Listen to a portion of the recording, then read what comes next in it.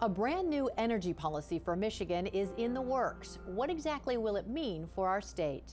Hello and thanks for joining us. I'm Laurel Hess and this is Comcast Newsmakers. Joining me now is Senior Policy Fellow for Public Sector Consultants, Ken Sikkema. Thank you so much for joining us today. Nice to be here, Laura. So, a brand new energy policy, this is a huge undertaking. What do we have, about a year or so to come up with how we are going to better regulate energy, in particular electricity, is it? Well, it's electricity, and it's one of the most significant issues facing the state right now. This is driven by the fact that about 25 coal plants in Michigan will have to be closed by 2020. And that's because these are generally small, old plants, and it's just too expensive to upgrade them to meet the new federal environmental regulations. Most of that power is going to have to be replaced. Not all of it. Are we building new plants and better plants? That's going to be the issue. We're going to need new plants. They're going to have to be a lower carbon footprint, which generally means natural gas versus coal. You could also do some renewable, wind, solar. But a couple of the big issues facing the state as they grapple with this is, do we want to be in control of this policy, build the plants here? Some people would say import it from other states, but that implies federal control, because when electricity is transmitted across state lines, the federal government regulates that. And of course, if you build the plants here, the jobs are here. So one of the really fundamental issues the legislature is dealing with is, as we address this problem, as we think about the need to replace this lost energy, are we going to have a Michigan policy, a Michigan first policy? Are we going to control our own destiny, or are we going to let Washington do it for us? What happens if we say, okay, Washington, we don't have the time or the energy to come up with a plan, let's go ahead and use yours?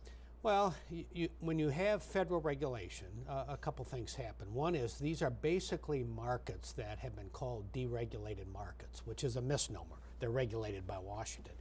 But the states that have done this in the last 10 to 15 years have seen higher prices. They've generally been higher priced states to begin with, but it hasn't really lowered prices the way they've wanted. So that's one of the questions, or one of the issues, is are electric rates going to be affordable? Is electricity going to be reliable? Are the jobs and the plants going to be located here, or are they going to be located elsewhere? That's a big issue. And is there some sort of a clock ticking where we need to come up with a plan and we need to start, obviously coming up with something to replace these plants that are going to be closed down on a certain timetable? It takes between 4 and 5 years to actually build a large baseload natural gas plant from the start to the finish. And so the legislature really has to deal with this, answer this question, create this policy this fall. Why is this, are we behind the 8 ball? Why does this seem like, gosh, we better do something very, very quickly or we're going to be in trouble? You know, this issue, this challenge has been creeping up on us over time. But with these coal plants starting to retire next year, the first 9 actually get retired beginning next year, the time is now to solve this problem. It only gets more difficult and more challenging the longer we delay.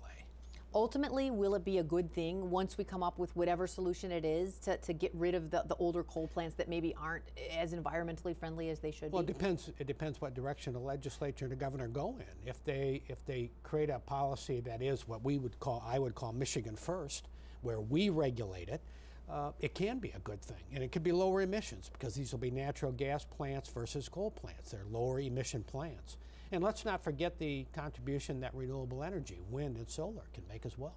All right, well, we'll see, right? In another year or two, we should know exactly what path we're on, or at least have a very good idea. And hopefully Michigan will be better off environmentally. Thank you so much. You're welcome. Today's Comcast Newsmaker was Ken Sikkema, the Senior Policy Fellow for Public Sector Consultants.